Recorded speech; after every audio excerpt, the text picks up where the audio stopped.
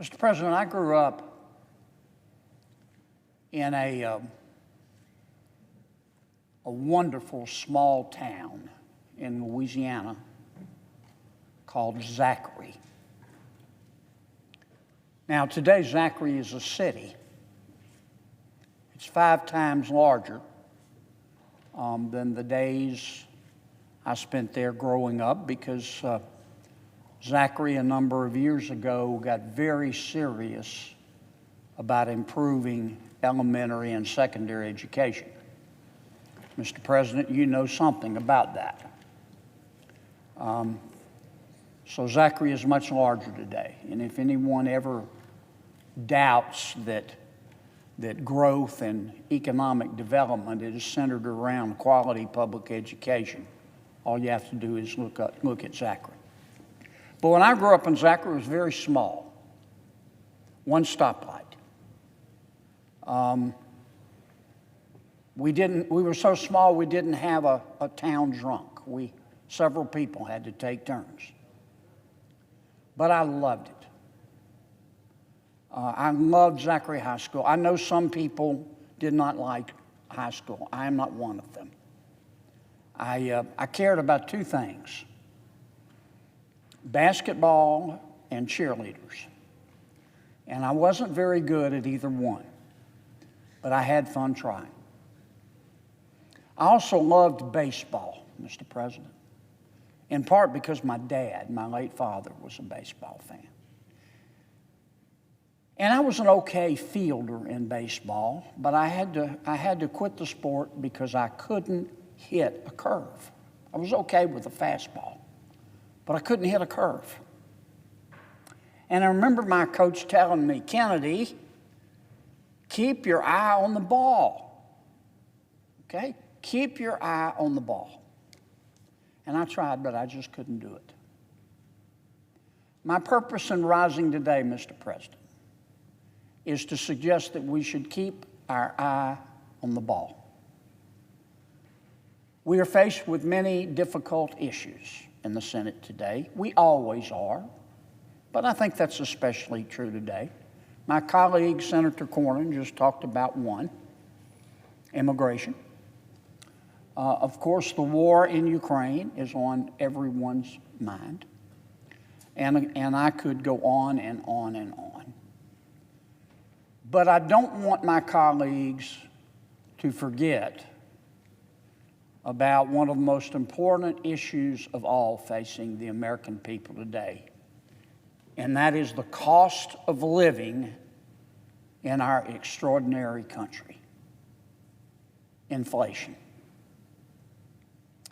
In my state, the median household income for a family of 4 is about $55,000. That means half of our families make more and half of our families make less. But the mean is $55,000 for a family of 4.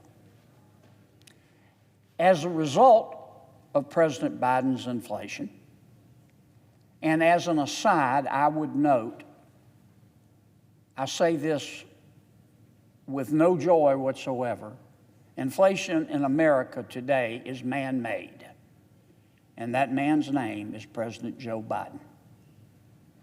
In my state, where the mean household income is $55,000, the average American family is paying $800 a month more, a month, not a year, a month more, to live in this wonderful country as a result of Bidenomics.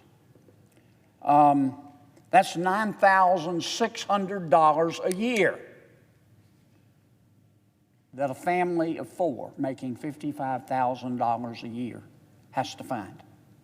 And my people, Mr. President, they have maxed out their credit cards, and they've spent their savings, and they've borrowed money, and they have had to take money out of their children's 529 college savings program.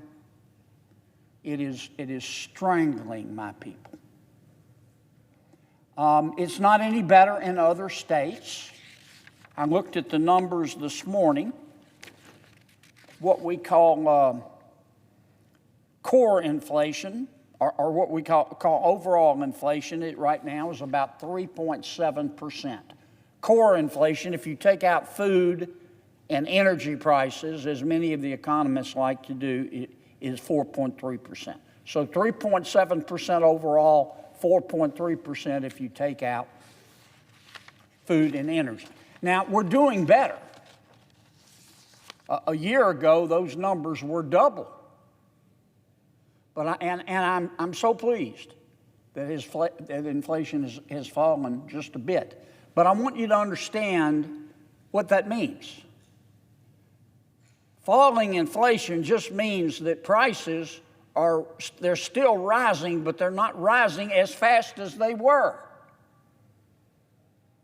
Let me say that again. Falling inflation just means prices are still going up every month, every day, but they're not going up as fast as they were. We call that disinflation. Falling inflation also means that prices overall are not going down. That's deflation. My point is, even though inflation is falling, and I am so glad it is, all that means is that prices are not going up as fast as they were, and we are going to be stuck with these high prices. They're going to be permanent, even if inflation goes to zero. What does that mean? Well, let's look at basic goods. Even if inflation goes to zero tomorrow, since February of 2021, electricity is up 24%. We're stuck with that. When inflation falls, electricity is not going to go back down to where it was. We're going to continue to pay 24% more. In gas, in Louisiana, gas is up 71%. We're stuck with that, even if inflation falls to zero. Eggs are up 28%. Potato chips are up 28%. Bread, 28%, permanent. Coffee, 30%. Rice, 28%. Flour, 29%. Milk, 17%. Ice cream, 20%. Chicken, per pound, 24%. And that's why the American people, in large part, are struggling so economically.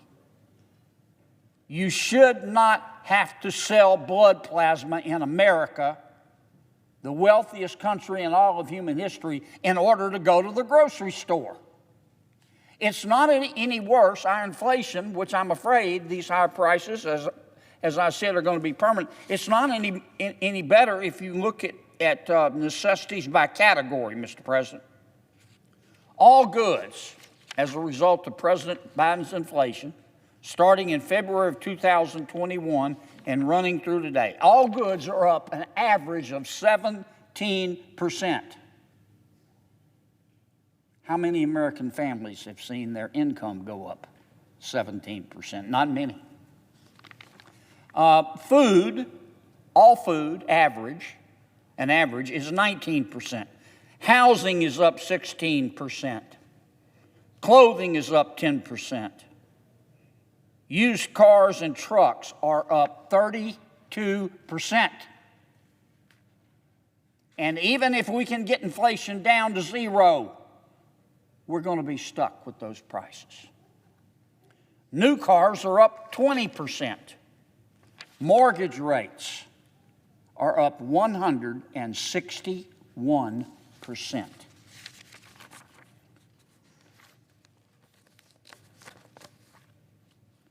Mr. President, let me end as I began.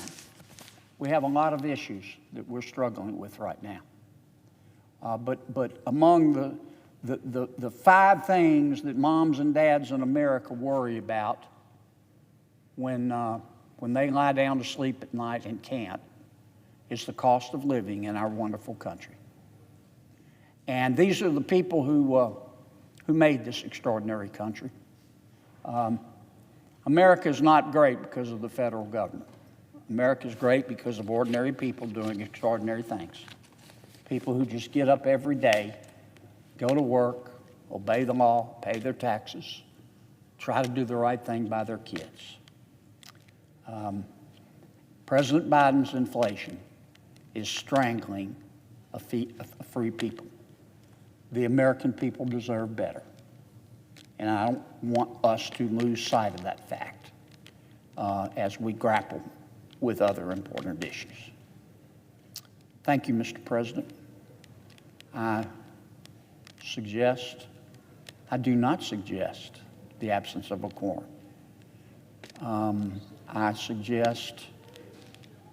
I yield the floor. How about that?